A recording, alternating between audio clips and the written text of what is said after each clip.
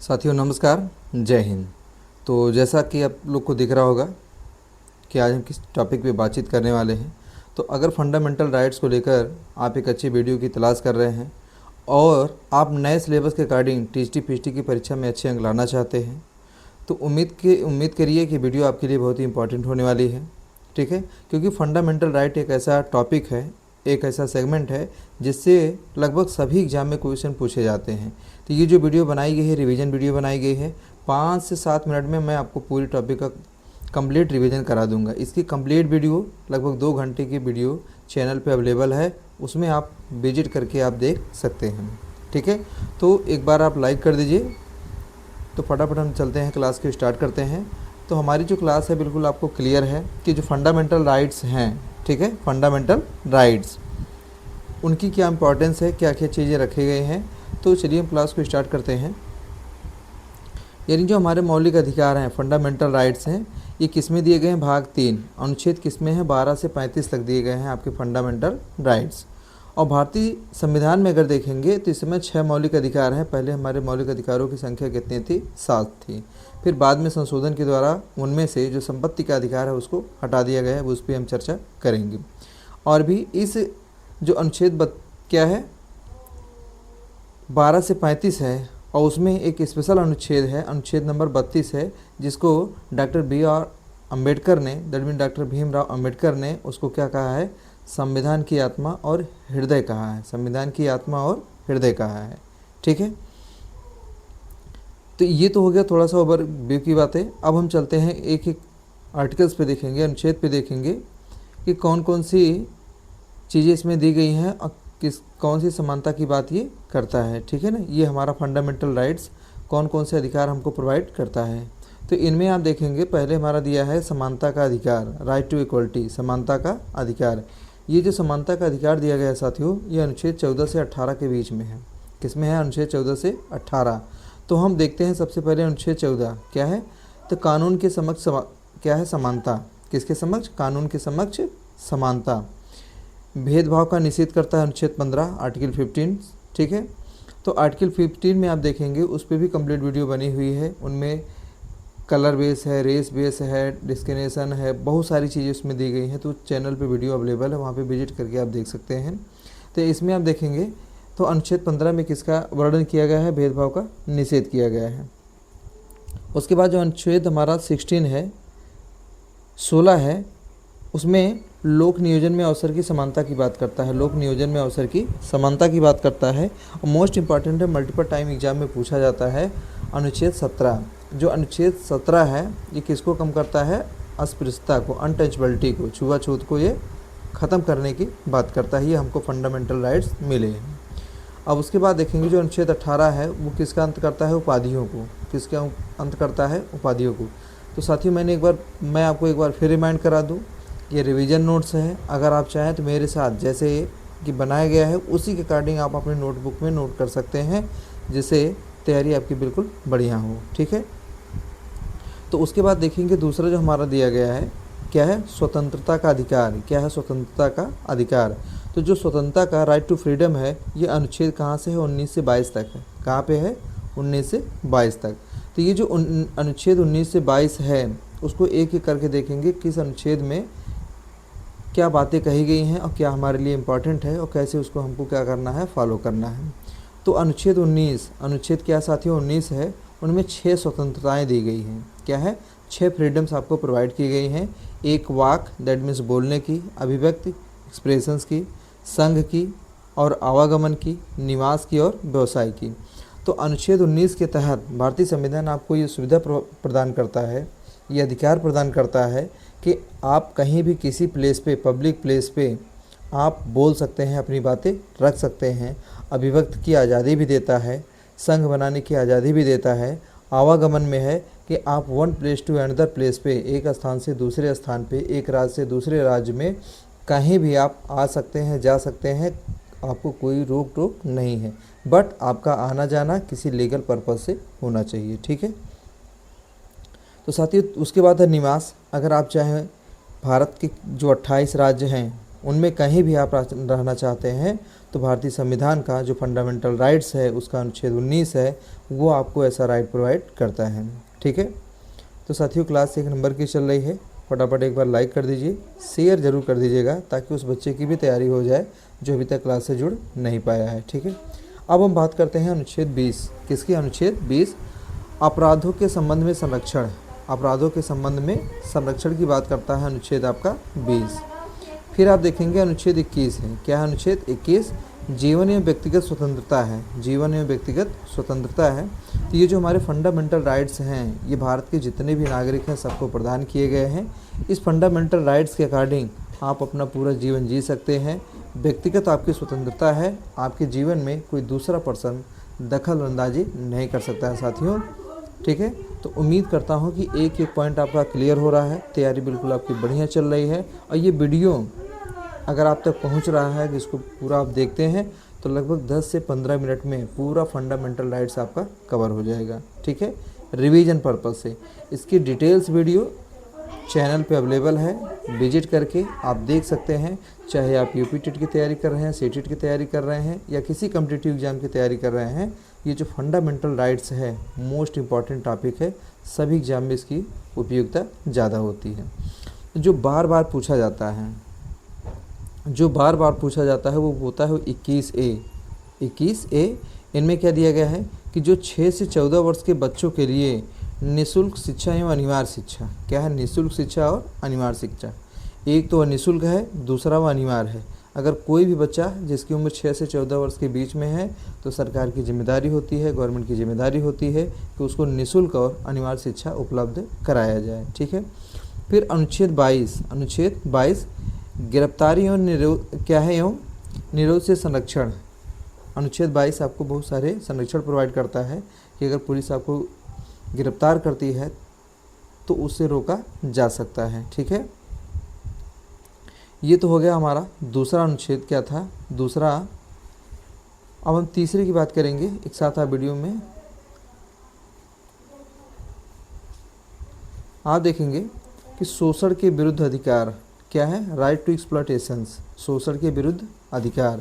अगर आपको कहीं से भी फील होता है, महसूस होता है कि किसी प्लेस पे आपका शोषण हो रहा है, तो आप कोर्ट के माध्यम से, संविधान के माध्यम से आप शिकायत करके उस व्यक्ति को आप सज़ा दिला सकते हैं। ठीक है, तो ये जो दिया गया है अनुच्छेद 23 से 24 के बीच में है। अनुच्छेद 23 और 24 ध्यान देना, बिल्कुल आप इसको नोट डाउन कर लीजिए साथियों कि इसमें मल्टीपल टाइम क्वेश्चन पूछे जाते हैं कि शोषण के विरुद्ध अधिकार किस अनुच्छेद में प्रदान किया गया है। तो उसका राइट आंसर है कि 23 और 24।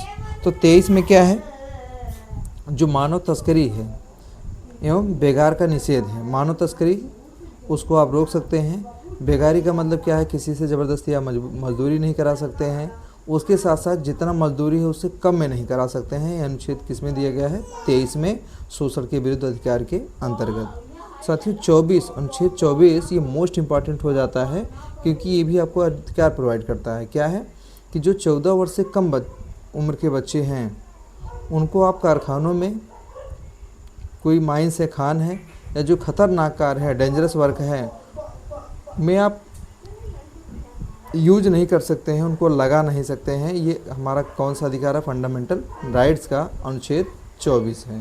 तो इस पर भी क्वेश्चन पूछा जाता है, तो याद रखिएगा 21A और 24 ये बच्चों की सुरक्षा से संबंधित अधिकार प्रदान किए गए हैं। अब आप देखिए चौथा पॉइंट क्या है आपका? धार्मिक स्वतंत्रता का अधिकार। क्या है? Right to religion freedom. धार्मिक स्वतंत्रता का अधिकार ये दिए गए हैं अनुच्छेद 25 से 28 तक। ये साथियों दिए गए हैं अनुच्छेद 25 से 28 तक।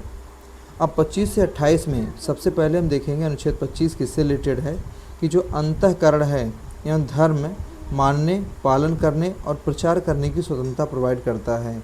तो अगर आप भारत में रह रहे हैं, ठीक है, भारत के नागरिक हैं, तो आपको आपका संविधान, भारतीय संविधान ये पूरी छूट देता है कि अपने धर्म को आप मान सकते हैं, उसका पालन कर सकते हैं, उसका प्रचार प्रसार कर सकते हैं, उसमें कोई रोक टोक नहीं है। ठीक है, अगर कहीं से आपको लगता है कि मेरे धर्म के ऊपर कमेंट किया जा रहा है, मेरे धर्म को रोका जा रहा है या उसे प्रचार नहीं करने दिया जा रहा है, तो आप कोर्ट में जाके, कोर्ट की शरण में जाके उसके ऊपर एक्शन ले सकते हैं और अपने अधिकारों का उपयोग कर सकते हैं। ठीक है, तो ये हो गया अनुच्छेद 25। क्या हो गया? अनुच्छेद 25।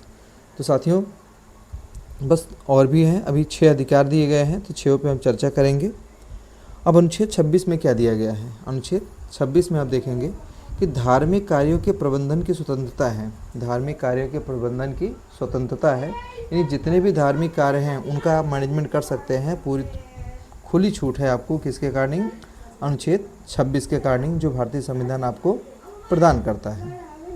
अब उसके बाद हमारा आता है अनुच्छेद 27। अनुच्छेद 27 जो हमको अधिकार प्रदान करता है क्या है कि किसी विशेष धर्म की उन्नति हेतु कर देने से स्वतंत्रता। अगर कोई आपका स्पेशल रिलीजन है, आप उसको डेवलप करना चाहते हैं, उसको आप बढ़ाना चाहते हैं, तो आसानी से उसको टैक्स देकर आप उसको बढ़ा सकते हैं। ठीक है, उसमें कोई भी आपको रोक नहीं सकता है। ये तो हो गया अनुच्छेद 27। अनुच्छेद 28 में दिया गया है कि धार्मिक शिक्षा से संबंधित स्वतंत्रता। धार्मिक शिक्षा से संबंधित स्वतंत्रता, अगर इसकी आप बात करेंगे, अनुच्छेद 28 का प्रयोग करना चाहें, तो आप देखेंगे बहुत सारे ऐसे संस्थान चल रहे हैं कि जहाँ पे किसी धर्म की शिक्षा दी जाती है। तो अगर आपको लगता है कि धर्म की शिक्षा हमको नहीं लेना है, हमको इसको नहीं पढ़ना है, हमको इसको अप्लाई नहीं करना है, तो आप धार्मिक जो शिक्षा है उससे संबंधित आपको स्वतंत्रता है। आप उसको प्राप्त करें या न करें, ज़बरदस्ती आपके ऊपर थोपा नहीं जा सकता है। क्लियर? तो ये हो गया अनुच्छेद 28 आपका, कि धार्मिक शिक्षा से संबंधित स्वतंत्रता आपको प्रोवाइड की गई है। क्लियर? अब हम देखते हैं कि हमारा जो फंडामेंटल राइट्स है वो क्या है? 5। क्या है फंडामेंटल राइट्स? 5वां कौन सा है? सांस्कृतिक एवं शैक्षिक अधिकार। सांस्कृतिक एवं शैक्षिक अधिकार। तो जो सांस्कृतिक एवं शैक्षिक अधिकार दिए गए हैं अनुच्छेद 29 से 30 में दिए गए हैं। 29 और 30 ध्यान दीजिएगा। सांस्कृतिक एवं शैक्षिक अधिकार अनुच्छेद 29 से 30 में दिए गए हैं। अब हम पहले देखेंगे अनुच्छेद 29, फिर उसके बाद हम देखेंगे अनुच्छेद 30। तो अनुच्छेद 29 में जो दिया गया है, भाषा, लिपि एवं संस्कृत का संरक्षण है। क्या है?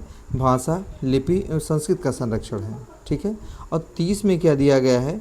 जो अल्पसंख्यकों को शिक्षण संस्थान स्थापित एवं प्रशासित करने का अधिकार है। अल्पसंख्यक दैट मीन माइनॉरिटी पर्सन। अगर कोई भी माइनॉरिटी पर्सन है भारत में, कोई शिक्षण संस्थान ओपन करना चाहता है, उसको स्थापित करना चाहता है, उसको एडमिनिस्ट्रेट करना चाहता है, तो अनुच्छेद 30 उसको यह अधिकार प्रदान करता है कि वो ऐसा कर सकता है, उस पर कोई भी रोक टोक नहीं है। ठीक है। तो साथी ये 5वां हमारा अधिकार ख़त्म हुआ, फंडामेंटल राइट्स जो मूल अधिकार है। अब उसके बाद हम बात करते हैं 6वें की। किसकी? 6वें की, संवैधानिक उपचार का अधिकार। क्या है संवैधानिक उपचार का अधिकार? अनुच्छेद 32। इसी अनुच्छेद 32 को डॉक्टर BR अम्बेडकर ने कहा है कि क्या है कि मूल जो संविधान की इसको आत्मा कहा है, उसको हृदय कहा है। क्यों कहा है? कि यदि किसी मौलिक अधिकार का उल्लंघन होता है तो सीधे सुप्रीम कोर्ट जाने का अधिकार है। अगर आपके फंडामेंटल राइट्स का उल्लंघन होता है, आपको कहीं से लगता है कि हमको प्रोवाइड नहीं किया जा रहा है, या हमारा शोषण हो रहा है, या हमको ज़बरदस्ती कराया जा रहा है, तो आप सीधे सुप्रीम कोर्ट जा सकते हैं। सुप्रीम कोर्ट क्या करेगा? उस पर सुनवाई करेगा, उस पर एक्शन लेगा। ठीक।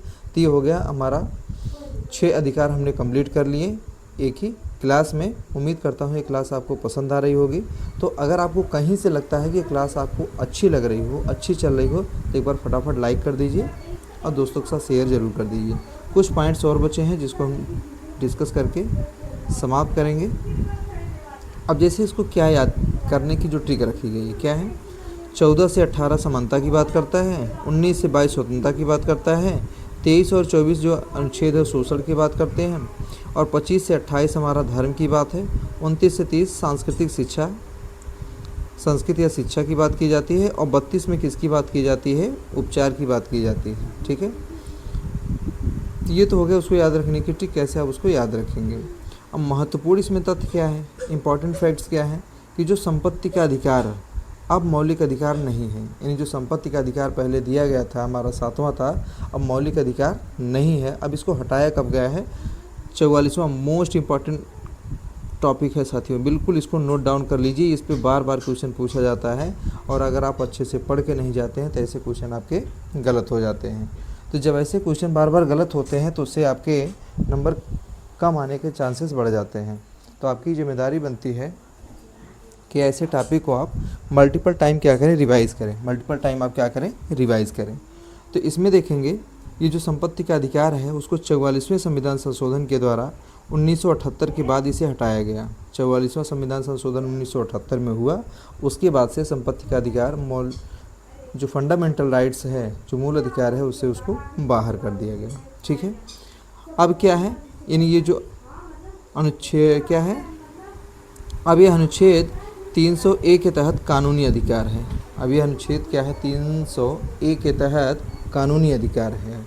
ठीक है ना, मूल अधिकार नहीं है, वो कानूनी अधिकार है। ठीक, तो लगभग क्लास हमारी पूरी समाप्त हो चुकी है। कुछ एग्जाम पॉइंट्स यहाँ रखे गए हैं।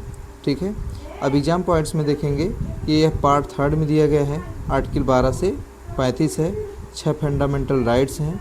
आर्टिकल 32 को डॉक्टर बी आर अम्बेडकर ने कहा है heart and soul of constitution. तो ये आपके एग्जाम पॉइंट ऑफ व्यू से बहुत ही महत्वपूर्ण है। तो साथियों, क्लास अगर आपको अच्छी लग रही हो तो एक बार लाइक ज़रूर कर दें। उम्मीद करता हूँ ये क्लास आपको पसंद आई होगी। और मैं एक बार क्लियरली आपको बता दूँ कि अगर आप टीएसटी की कर रहे हैं या पीजीटी कर रहे हैं या सीटेट कर रहे हैं या यूपी टेट या किसी भी गवर्नमेंट एग्ज़ाम की प्रिपरेशन कर रहे हैं तो क्लास आपके लिए बहुत ही इम्पॉर्टेंट है। ठीक है, इसको एक नहीं 2 बार देखिए, 3 बार देखिए, इसको नोट्स बना लीजिए, तो आसानी से पूरा का पूरा फंडामेंटल राइट आपका क्लियर हो जाएगा। तो साथियों, बस आज की वीडियो में इतना ही। धन्यवाद, मिलते हैं अगले वीडियो में। जय हिंद।